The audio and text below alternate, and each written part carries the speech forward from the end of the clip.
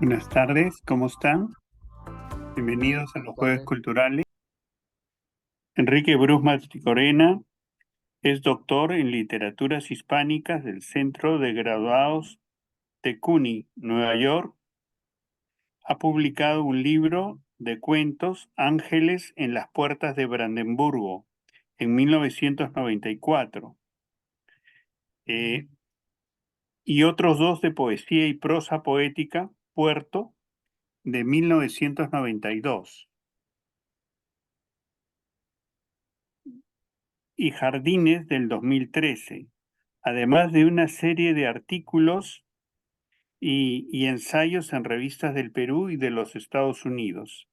Es autor del ensayo Madre y Muerta Inmortal, Género, Poética y, y Política desde los textos de César Vallejo, Lima, Universidad San Ignacio de Loyola, 2014, y de Estantes Oscuros, el mal como estética en el modernismo y la narrativa fantástica en Latinoamérica. Lima, Fondo Editorial del Congreso del 2017. Ha participado en diversos congresos y ponencias sobre temas de análisis literarios, lo mismo que en festivales de poesía y narrativa. Maneja dos blogs, Andando de Paso de lamula.p sobre cultura y sociedad y Enrique Bruce blogspot.pe sobre ficción y ensayo. Se dedica a la docencia universitaria en la Pontificia Universidad Católica, en la UPC de Lima y es profesor también de la Universidad San Ignacio de Loyola. Le damos las gracias porque se ha conectado, nos va a dar un tema muy sugerente que él lo ha propuesto y para nosotros es un gran gusto poderlo escuchar. Gracias. Buenas noches, ¿qué tal? ¿Qué tal todos? Gracias, Enrique, por la invitación. Disculpe un poquito la tardanza. Eh, pues nada, en estos últimos tiempos me he interesado bastante sobre las posibilidades, digamos, de que la inteligencia artificial, que ahora está muy en boga, que es un tema de muchos y de muchos lugares del planeta, repito, me he estado indagando y negando con amigos de la posibilidad que tiene la inteligencia artificial de generar textos de calidad literaria, ¿no? Hasta el momento, los textos que se han generado suenan a poesía, suenan a narración, pero todavía pues no tienen esa impronta humana, vivencial y que hace que de todo texto literario pues todas las partes tengan un tipo de resonancia, ¿no es cierto? Eh, el que una máquina genere un muy buen poema, una muy buena narración, eh, todavía es materia pues de la ciencia ficción, ¿no es cierto? La ciencia ficción ha elucubrado mucho sobre estas cosas, sobre si los robots, por ejemplo, pueden llegar a desarrollar emociones, sentimientos o no. He estado escribiendo justamente un artículo que todavía no está publicado con respecto a la relación entre literatura en general, ¿no? Aunque se puede aplicar esto a cualquier producto narrativo, puede ser un cine, puede ser un cómic, en fin, puede ser los géneros más convencionales, textuales, que son, qué sé yo, perdón, el cine, me estoy repitiendo, la novela, la poesía, en fin. Pero este interés, cuando estaba escribiendo este ensayo, me di cuenta que lo más prudente era declinar no hacia el productor digamos, artificial, ¿no? Que si alguna vez, repito, puede llegar un texto o un programa, digamos, de generación de texto, puede llegar al nivel de un premio Nobel, por ejemplo, ¿no? Y vi que eso, pues, no me iba a llevar a ninguna parte, salvo a, repito, a volverme yo mismo un escritor de ciencia ficción.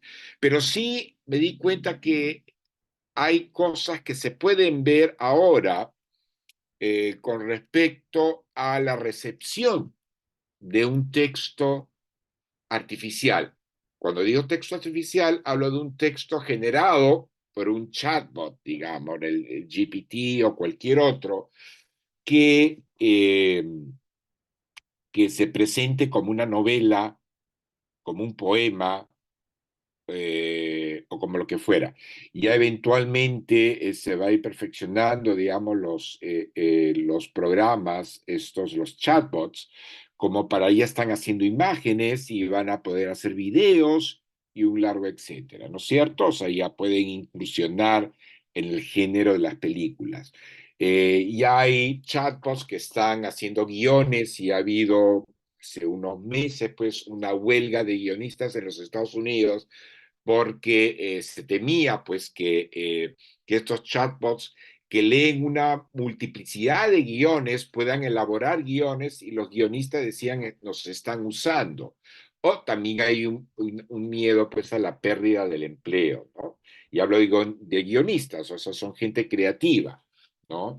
No hablo de producción de textos, para tenerlo bien claro, de textos, digamos, burocráticos, donde prácticamente la redacción de esos textos sí puede ser fácilmente producido porque las variables, digamos, de eficiencia o para lograr la eficiencia son muy pocas. Pero los textos literarios o de creatividad, como puede ser un guión de cine, presentan pues una cierta complejidad.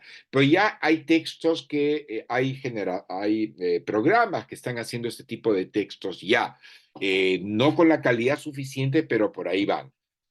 Pero ¿qué pasa con el receptor? ¿Qué pasa con la persona que empieza a leer estos textos? El ser humano que lee estos textos y que puede hasta emocionarse. O sea, de hecho ya hay estudios donde se prueba que muchos chatbots sirven de terapia, sirven de compañía para muchas personas y hay personas que ya se sienten más cómodas chateando con un chatbot, con un programa, que con su propia familia, sus propios amigos se sienten más comprendidos, ¿no? Entonces, hay algunos psicólogos, por ejemplo, que están hablando de la posibilidad de que el chatbot sea una compañía para mucha gente sola o que se siente sola, ¿no? Y el chatbot puede suplir esa falta de compañía humana, ¿no? Entonces ya hay gente que y hay receptores humanos, entiende, que se están sintiendo confortados por esta compañía cibernética. Eh, ¿Qué pasaría si, y en, en eso me estoy preguntando, qué pasaría si eh, estos textos, pues, eh, eh, textos literarios, fuesen acogidos como tales, ¿no? Y generasen emociones estéticas en el receptor? Hasta ahora estamos hablando de un receptor tal vez no tan sofisticado. Cuando digo receptor, hablo necesariamente de un receptor humano. O sea, para no repetir receptor humano, me limito a decir receptor. Pero ¿qué pasaría, repito, si un receptor eh, pudiese sentir emoción frente a un texto producido por un programa, ¿no? Un poema, digamos, o un cuento, ¿no? ¿Dónde estamos? Este evento sería, pues, único en la historia. Por primera vez en la historia, un ser humano podría emocionarse por un texto generado por una máquina. Y ojo que está ya la posibilidad en un futuro ya no tan lejano de que se pueda fabricar a un autor, digamos, a un autor eh, con su propia historia, su propia imagen, una edad determinada, ya una persona absolutamente ficcional, un autor absolutamente fabricado por por máquinas, ¿no? Por máquinas se entiende digitales, es decir, una máquina podría crear a una especie de autor con su fotografía, con fotografías de una niñez que nunca existió, ¿no? Con su biografía personal, tanto del pasado como del presente, eh, y toda esta biografía fabricada podría aumentar más la ilusión de realidad, porque hasta ahora estamos acostumbrados a leer cosas de gente real, ¿no es cierto? Pero esta vez podríamos leer, repito, no solo textos, poemas, por ejemplo, de un generador artificial, sino también ya podríamos saber, entre comillas, de este poeta también ficcional. O sea, ya nos encontraríamos por primera vez con un autor ficcional. Antes hablábamos de autor de ficciones, ahora hablamos de autores ficcionales, autores creados por el mundo digital.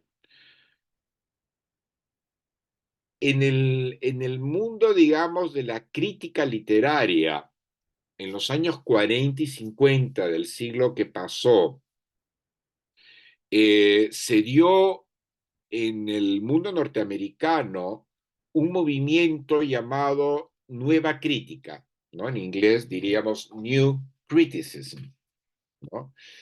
La Nueva Crítica, para ponerlo en simple, hablaba de la insignificancia del autor frente al texto literario.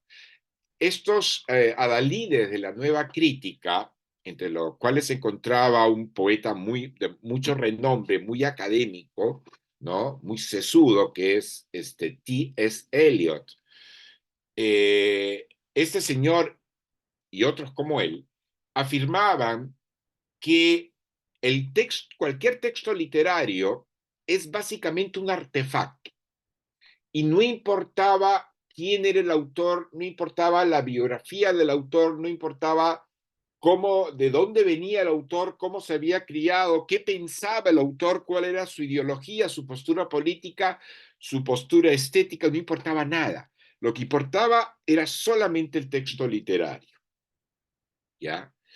Eh, y se ha escrito mucho al respecto, ¿no? Ha habido derivados como dentro del llamado estructuralismo, que ya no me meto con eso, o sea, no meter tanto relleno, pero hubo Roland Barthes también que habló, este teórico francés que también habló de la muerte del autor, ¿ya?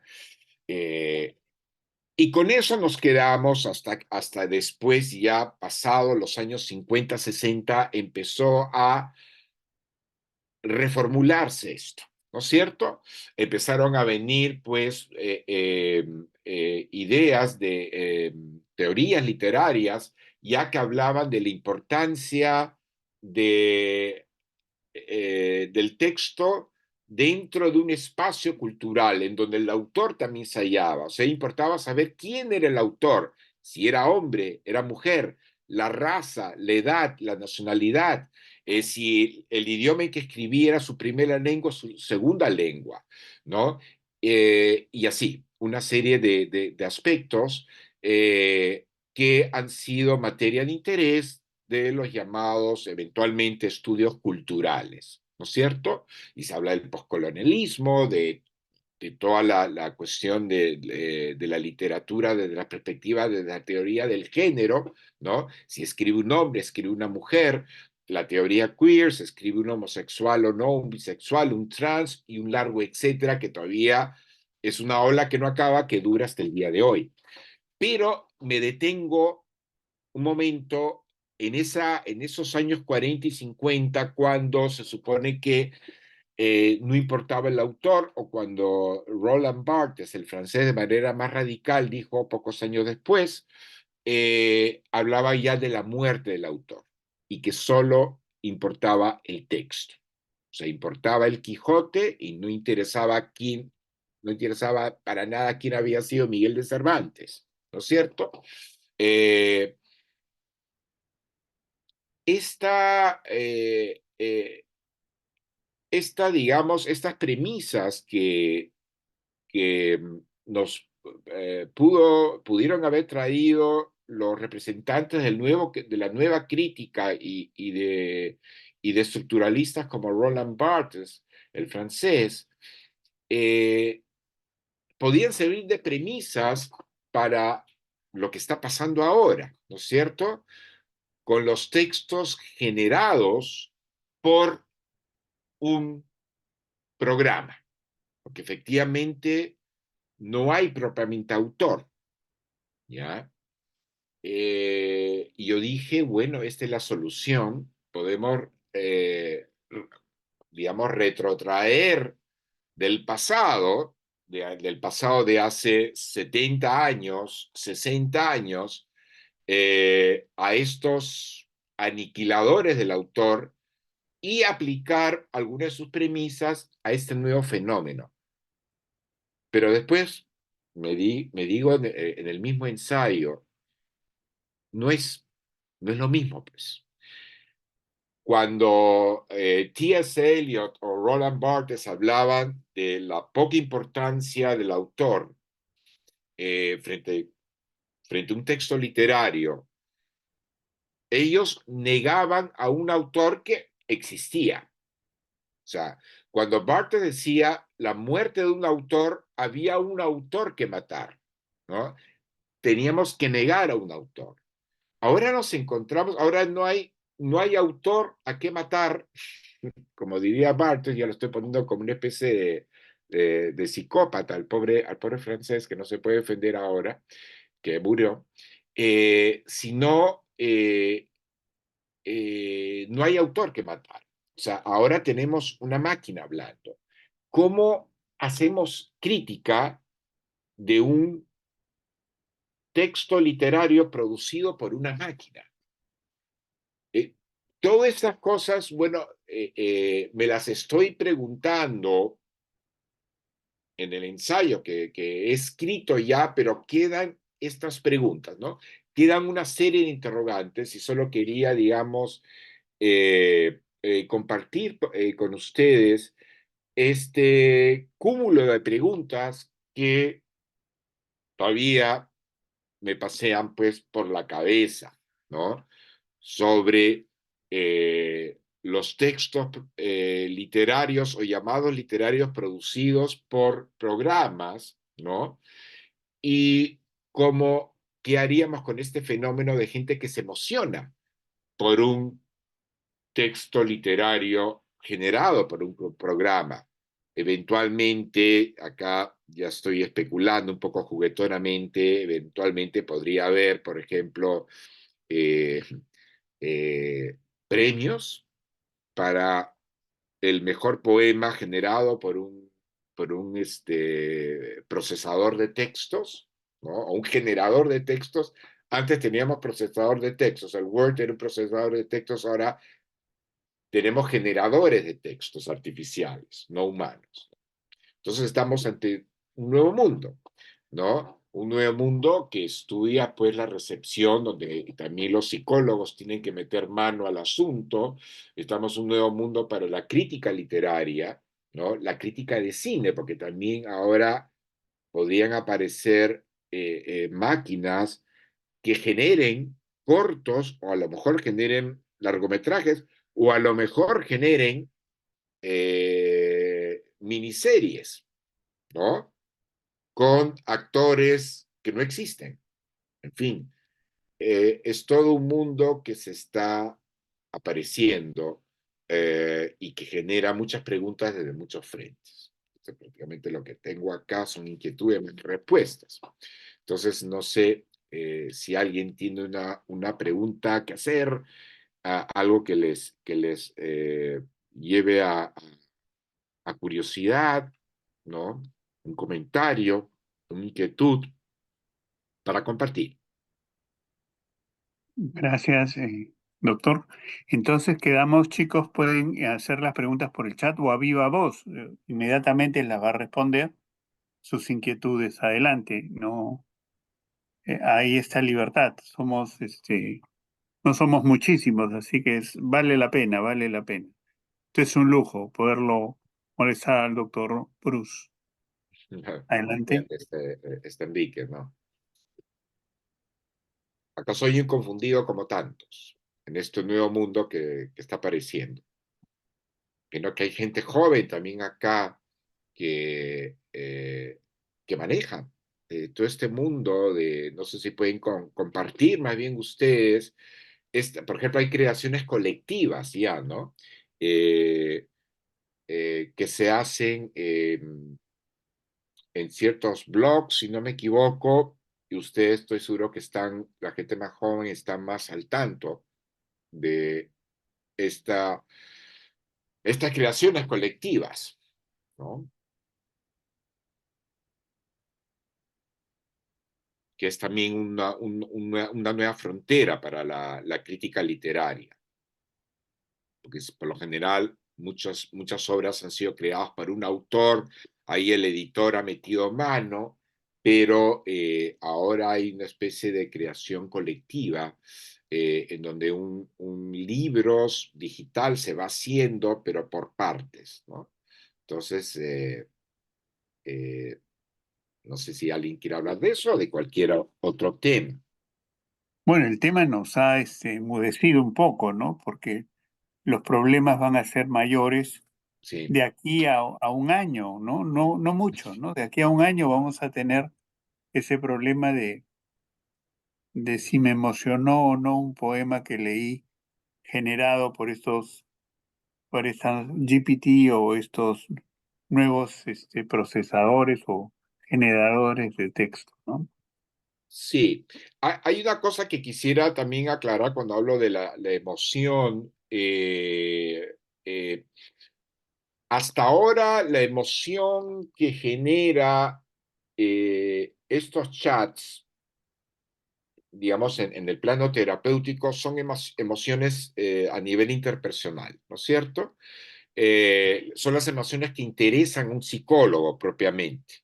Eh, hay incluso ya chats que tienen voz, ¿no? Que ya tienen voz y es una voz que no suena como máquina, es una voz que puede alcanzar registros de coloquialidad, que ya habla con dialectos, habla, oye, cuñado, que no sé qué, ¿no? Por ejemplo, hablar del dialecto juvenil, ¿no? Puede tener varios registros de alegría, de pena, o sea, cuando uno escucha estos chats, uno cree que hay una persona ahí hablándote, ¿no? Entonces, eso acentúa más la sensación de compañía, de una compañía humana cuando no es una compañía humana.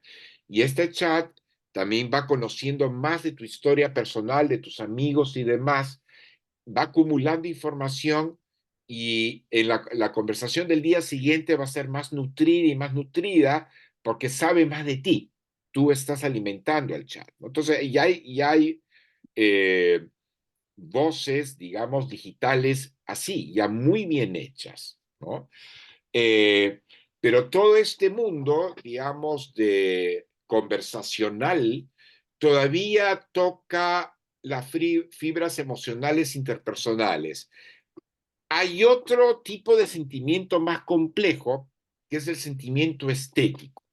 T.S. Eliot, por ejemplo, al cual mencioné que es un autor americano que también tuvo la ciudadanía británica, él es nacido alrededor del año 1900, ¿no? Y va a tener una muy buena producción en los años 20, cuando era muy joven. Eh, este hombre, repito, hace una distinción entre la emoción y el sentimiento. Emoción como emotion, sentimiento como feeling, ¿no? En inglés, pero en este caso calza muy bien los dos términos del inglés con los dos términos del español. El sentimiento para Elliot tiene que ver con esa experiencia psíquica que nos produce una melodía, ¿no? Que nos produce un poema hermoso, un vestido bonito. Esos son lo que se podría llamar experiencias, digamos, psíquicas, estéticas, ¿no? ¿Ustedes les ha pasado que a veces escuchan por primera vez una melodía sin letra, ¿ya? Una melodía totalmente instrumentalizada y sienten de repente pena y no saben por qué, porque jamás han escuchado una música así, pero les inspira una cierta melancolía. Esa melancolía es a lo que Eliot llama el sentimiento estético, que no tiene nada que ver con tu pasado, con tus experiencias anteriores, ¿no? Y que solo está ahí. Hasta ahora, por el momento, no sé que un generador de textos haya generado ese tipo de sentimiento estético. Y pues sí, parece de hecho generar emociones. O sea, el chat se alimenta de tu historia, evoca tu pasado, evoca también tu presente más íntimo, evoca a tu novia, a tu novio, a tu papá, a tu mamá, a tu hijo, a tu hermana, y pues puede conmoverte, ¿no? Combinando, digamos, una serie de elementos de información, de sintaxis, ya para meternos ya a la cuestión más del lenguaje, que pueden hacer conmoverte, ¿no es cierto? Si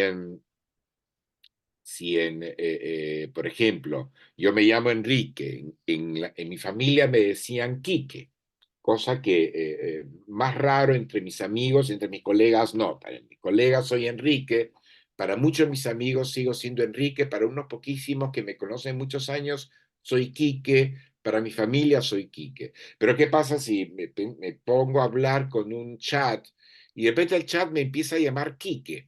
El hecho que el chat me llame Quique, y máxime si el chat tiene una voz amigable, y hace que me emocione un poco más, hace que me acerque a él, ella, y pongo él, ella, porque estamos hablando de un programa, un poco más, solo por usar la palabra aquí. Entonces son estrategias que pueden usar ahora los programas para despertar emociones en el receptor.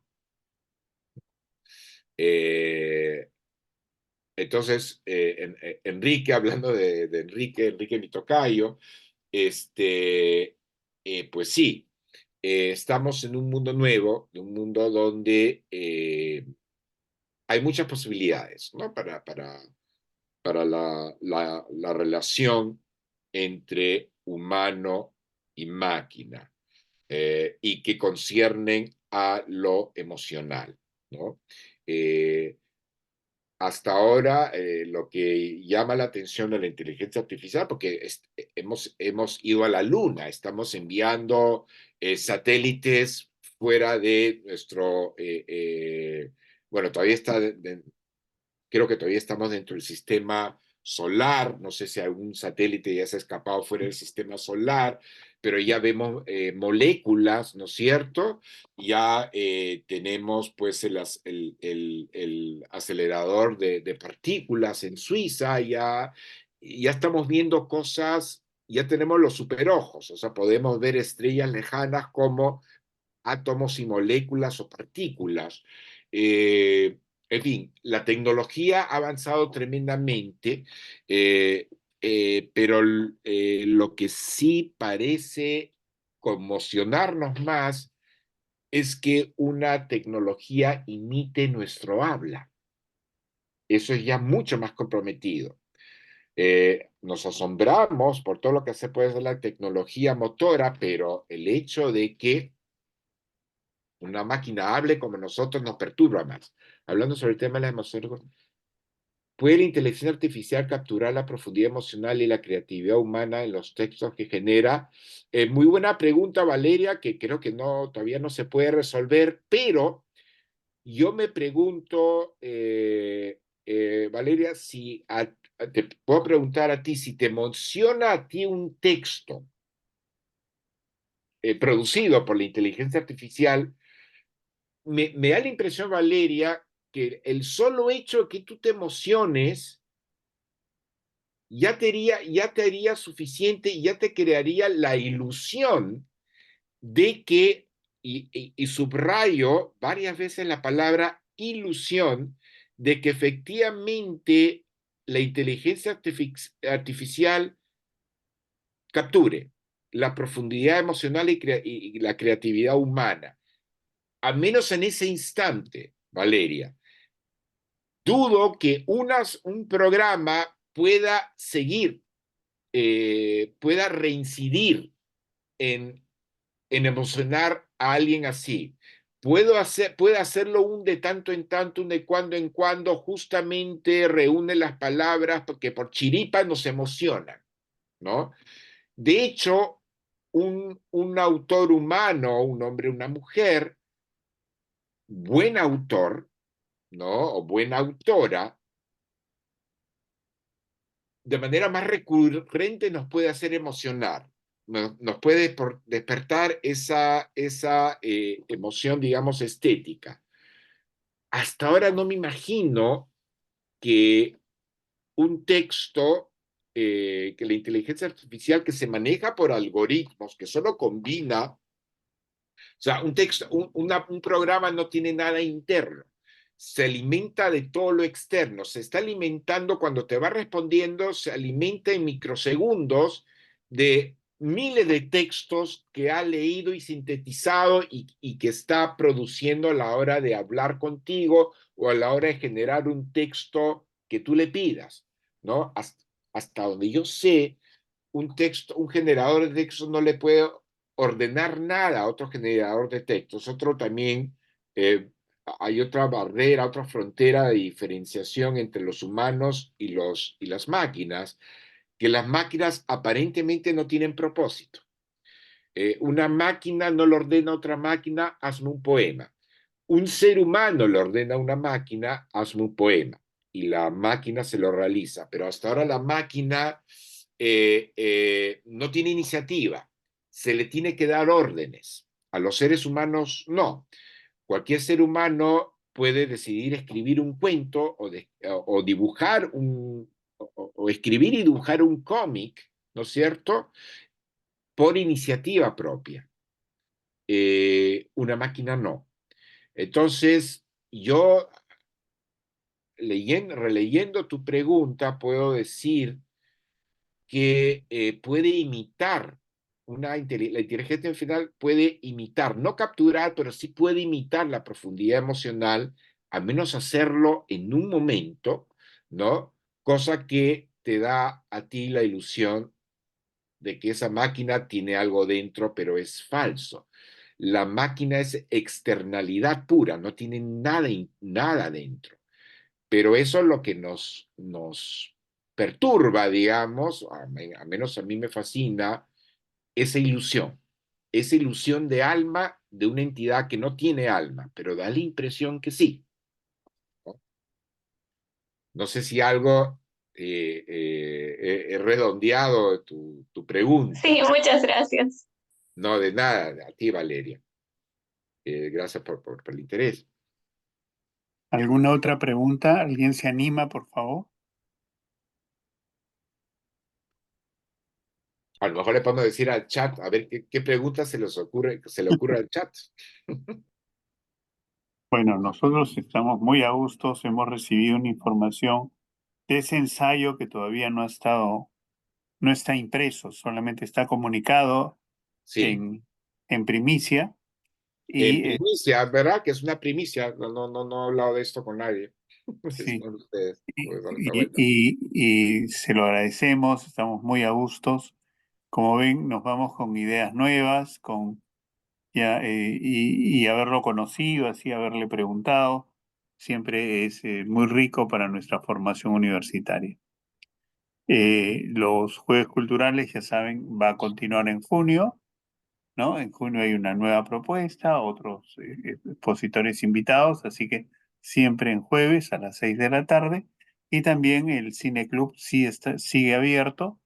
El próximo mes va a ser Cine y Derecho, con el proceso de Kafka, con Dos Caras, etcétera, con esos peliculones de Kramer versus Kramer, ¿no?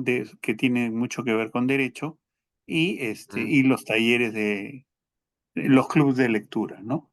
Le agradecemos nuevamente al doctor Bruce por su generosidad.